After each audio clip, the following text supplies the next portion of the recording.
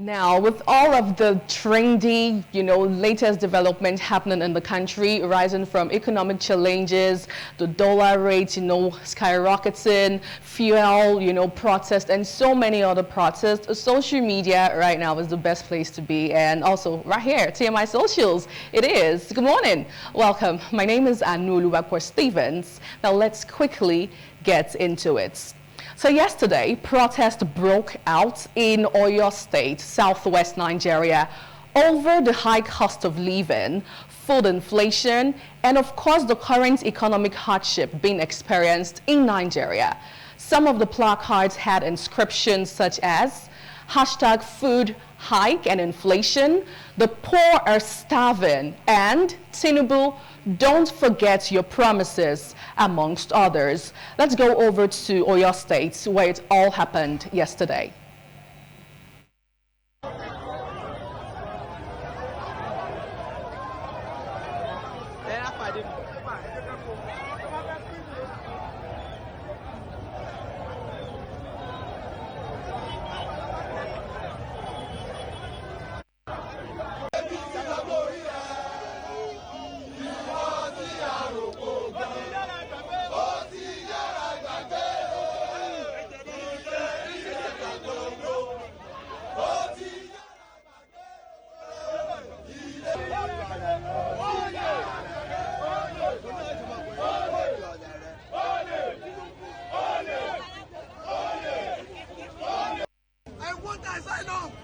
I don't want this country again. Do it. I want this asylum. We are not here to understand the main focus of it. I want asylum. Now, the highest for me was that man shouting, I want asylum, I'm tired of Nigeria, can you get me out of this country already? So many things are happening, sadly. Let's see how you responded online. Ugochukwu Emmanuel says, he has hit the ground running for you guys. This is just the beginning. You need to stand strong on his mandate. They should stop disturbing the peace, the states. On his mandate, we shall stand. That's what Chizoba Clifford is also saying right there. Let's see another tweet to this one. Maria AK says, the people are facing the consequences of tribalism. Hunger knows no tribe. Hunger no send anybody message at all. Okay, now finally on the story.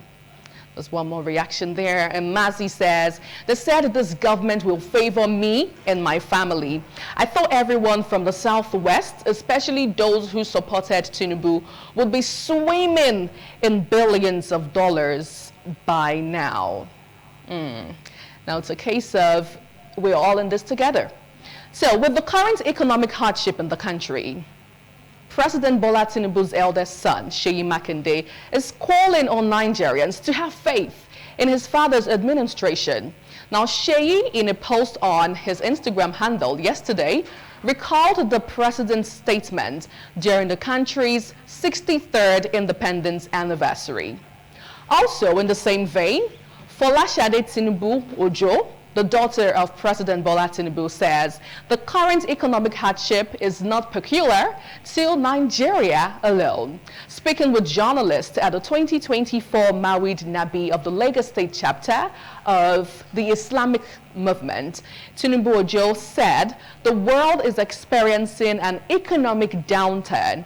However, the president's daughter, who is also the Iyaloja General of Lagos, urged Nigerians to have patience and keep the hope alive. Now, that was the post made by Seyi Tinubu. If we could go back to the first slide, let's read that verbatim this morning. So he says, there is no joy in seeing the people of this nation's shoulder burdens that should have been shared years ago.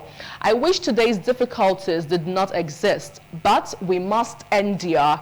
And let's have the other slide also shown as well, still on this same post. It says, if we are to reach the good side of our future, the President of the Federal Republic of Nigeria, Bola Tinubu, yes, that's what he says. And then he says, have faith in him, Nigeria is in great hands, our generation will yield fruits of this hardship, I stand with our president, renewed hope.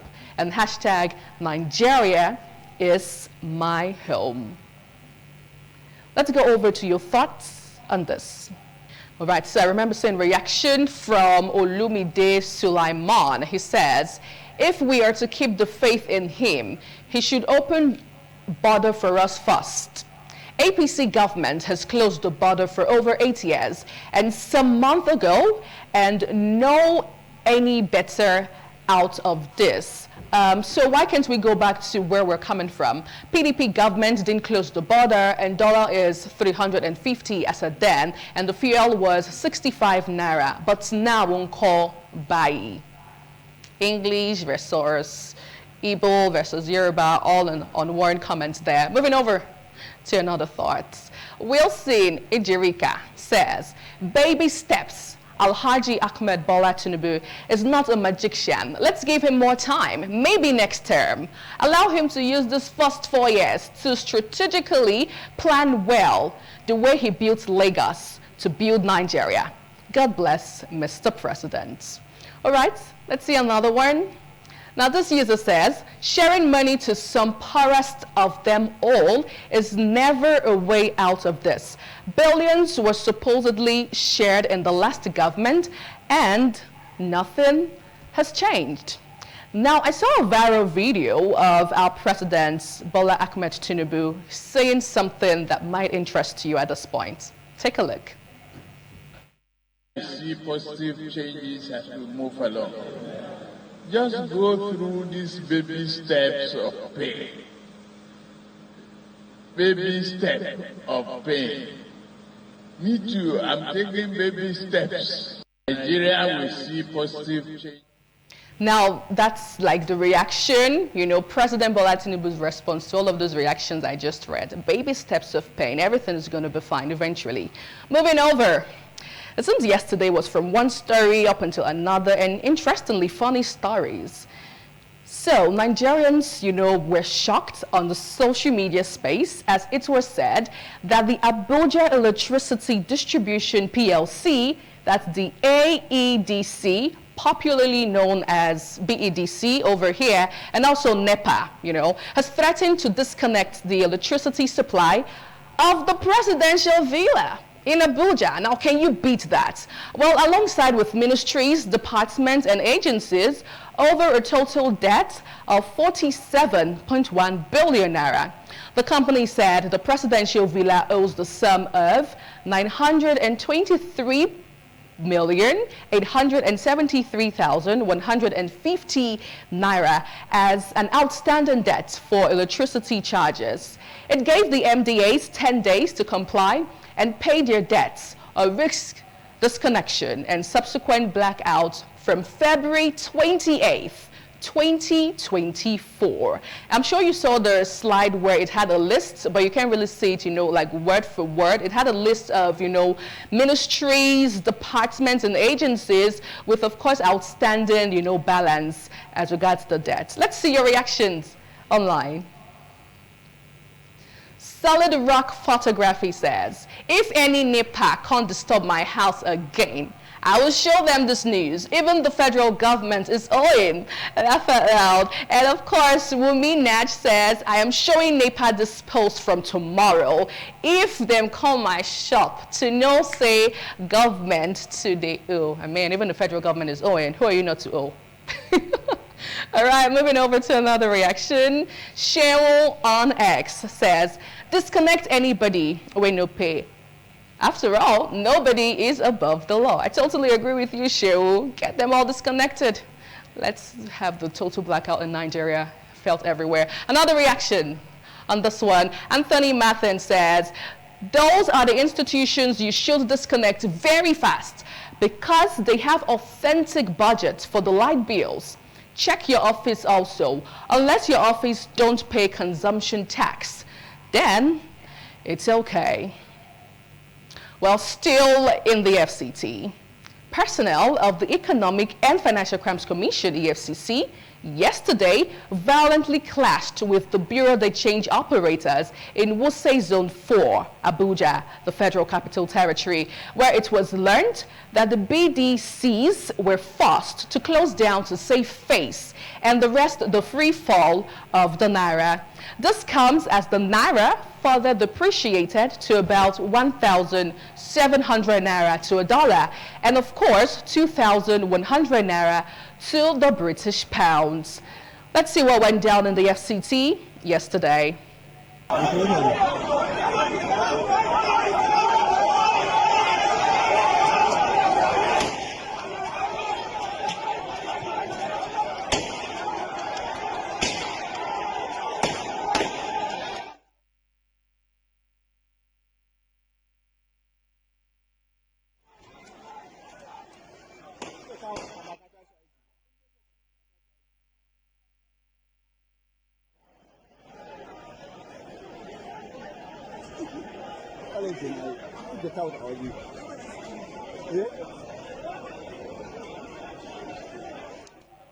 Now, I'm sure the question you should be asking is, what really is going on in the country? But let's get your thoughts on this. This user says, this headline highlights the intense clash between EFCC operatives and Bureau de Change operators in Abuja, reflecting the urgency and severity of the situation surrounding the freefall of the Naira. It also suggests political motivation behind the clash, as the Tinubu government seeks to save the face amid the currency crisis, which he can't. The use of violence in such clashes is concerning and underscores the high stakes involved in the economic situation. It is imperative for all parties involved to approach the issue with caution and seek peaceful solutions to stabilize the economy. Whew, that was quite lengthy there, but let's move over to another reaction on the story still. Balogun says EFCC is idly trespassing. There are better ways to solve this issue than attacking their base. Why not invite their stakeholders and negotiate? That's what you meant there. Set traps for their insiders in banks. Then the EFCC should let them see ways BDC operations can help in saving Nigeria's economic crisis. And finally, on the story. Finally, if we could have another reaction on the story. Okay, now Manasseh Allen says, another bad move. So unprofessional, so useless. A venture trying to catch dollars in free black markets. Ineptitude at its peak. Now, as we get to round up, TMI socials for you this morning, a trending video caught my attention. Apparently, what happened in Abuja yesterday to show you how bad it is, as regards the economic hardship facing the country. I saw a lot of persons struggling to catch bread. Take a look.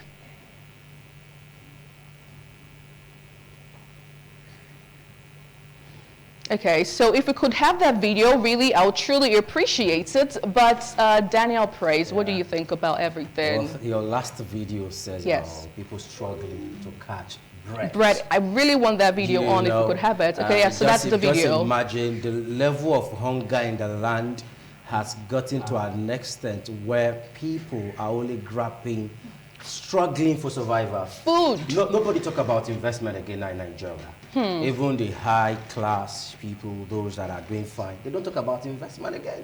Nobody's talking about having structures. Nobody's talking about keeping money somewhere. It's just to survive. I met a friend last night, and all he could just tell me is he's saving to buy fuel.